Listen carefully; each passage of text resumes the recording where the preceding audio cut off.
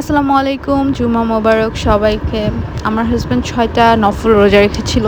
হিসাব অনুযায়ী আজকে ওর ঈদ। তো ঈদ সেহেতু একটু মিষ্টি মুখ না করলেই নয়। এটার জন্য ওর জন্য আমি কিছু ডেজার্ট আইটেম করেছি। পাশাপাশি সেমাই এবং সুজি রান্না করব। তো সেমাই আমি আজকে ২ ধরনের বানিয়েছিলাম। আর প্রথমে যেহেতু সেমাই করছি, সেহেতু সেমাইয়ের রেসিপিটাই আপনাদের সঙ্গে শেয়ার করছি যে আমি কিভাবে করলাম। প্রথমে যেটা করেছি ১ কেজি দুধ একটু জাল করে নিয়েছি। যখন দুধটা গরম হয়ে গিয়েছিল ওই পর্যায়ে দিচ্ছি তেজপাতা, দারচিনি এবং এলাচ।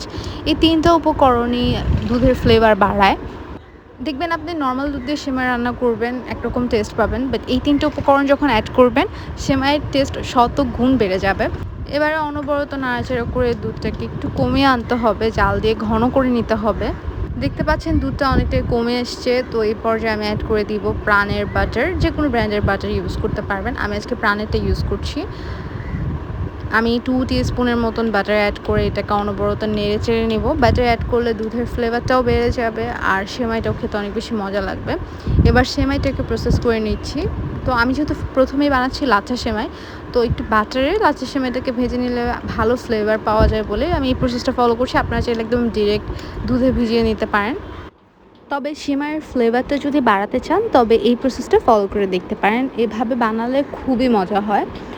একবার হলেও এভাবে বানিয়ে দেখবেন। বাটারটাকে জাল দিয়ে একটু ঘিয়ের মতন ফ্লেভার আনতে হবে। যদিও বাটার জাল করলে ঘি হয়ে যায়। তারপরে আমরা এখানে দিয়ে দিব লাচ্ছা সেমাইটা। তো প্রথমে আমি এখানে লাচ্ছা সেমাই বানাচ্ছি, পরে আমি দুধ সেমাই বানাবো।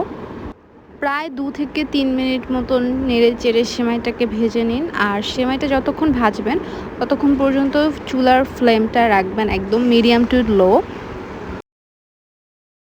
তো যেহেতু আমরা জাস্ট দুধটাকে বয়েল করে জাল করে নিয়েছি, শুধুমাত্র দুধটা এখানে আছে, চিনি আমরা অ্যাড করিনি। এখন আমরা পরিমাণ অনুযায়ী চিনি অ্যাড করব। চিনিটা আমি আসলে এক্স্যাক্ট পরিমাণ বললাম না, এটা ডিপেন্ড করে টেস্টের উপরে কে কতটুকুন খেতে চান। তবে লাচ্ছা সেমাই বানানোর ক্ষেত্রে চিনিটা খুব বেশি লাগে না, আর আমি খুব বেশি চিনি পছন্দও করি না। আমি এখানে প্রায় 1 কাপের মতন চিনি অ্যাড করেছি। আর এখন যেটা করেছি, ভেজে নেওয়া সেমাইটাকে একটা বোলে ট্রান্সফার করে নিয়েছিলাম, ছড়িয়ে দিয়েছিলাম আর উপর দিয়ে এখন ঠান্ডা করে নেওয়া দুধটা দিয়ে দিচ্ছি।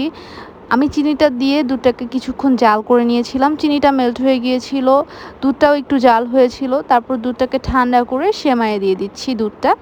আর এটাকে এভাবে কিছুক্ষণ রেখে দেব। ঠান্ডা হয়ে গেলে তারপর এটা পরিবেশন করতে পারেন। চাইলে গরম গরমও খেতে পারেন।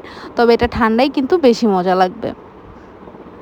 এবার বানাবো দুধ সেমাই। দুধ সেমাই বানানোর প্রসেসটা একদমই ইজি। জাস্ট সেমাইটাকে নিব, এটাকে আমি আর ভাজবো না, এটাকে আমি ডিরেক্ট এভাবেই রান্না করব। ভেঙে নিয়েছি মাঝখান দিয়ে, খুব বেশি মিহি গুঁড়া করে আর ভাঙলাম না, এভাবেই রাখলাম। আর এর উপরে এবার জাল হতে থাকা গরম দুধটা দিয়ে দিব।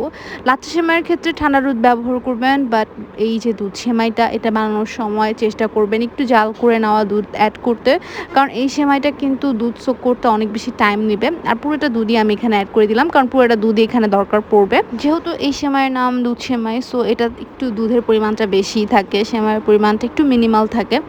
আর একটু নেড়েচেড়ে সবগুলো সেমাইকে আমি দুধের ভিতরে ভিজিয়ে দিলাম। আর এটা আমি রেস্টে রেখে দিব বেশ কিছুক্ষণের জন্য।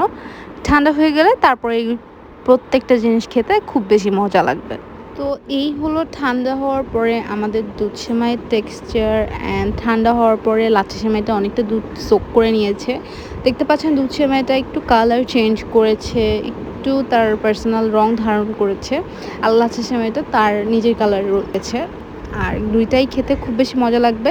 চাইলে একটু বাদাম উপর দিয়ে স্প্রেড করে নিতে পারেন, কিশমিশ অ্যাড করতে পারেন। আমার আসলে সেমাইয়ে বা সুজি কোনো কিছুতেই বাদামটা খুব একটা যায় না, তাই আমি অ্যাড করিনি। আজকের মতন এখানেই বিদায় নিচ্ছি। সবাই ভালো থাকবেন। আল্লাহ হাফেজ।